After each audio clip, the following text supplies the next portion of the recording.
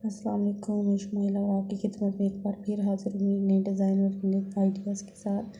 जी ये कुर्ता स्टाइल है, बहुत अच्छा लाइट कलर है ये और इसके दोनों तरफ पॉकेट है, डिज़ाइन की हुई है। मैंने पॉकेट को क्लोज़ किया है, आप ओपन भी रख सकते हैं जैसे आपको अच्छा लगे। अगर आपको मेरी वीडियोस अच्छी लगी हैं तो प्लीज़ मेरा चैनल सब्सक्राइब करना और बेल आइकन का बटन दबाना बिल्कुल मत भूलिएगा ताकि मेरे नए वाले आइडियाज़ आपको पहुंच सके। और ये भी लाइट कलर बहुत अच्छा है, इसके अंदर तक डिज़ाइनिंग की है, मैं लगाई हूँ।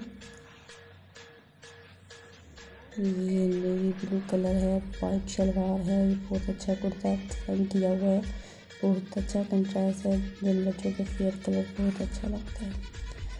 तो ये तो है मेरे डिज़ाइन, उम्मीद करती हूँ आपको अच्छे लगे होंगे। तो प्लीज़ मेरा चैनल सब्सक्राइब करें और बेल आइकन का बटन दबाना मत भूलिएगा ताकि मैं इससे भी अच्छे नए डिज़ाइन आपकी खिदमत में पेश करूँ। खुदा हाफिज़।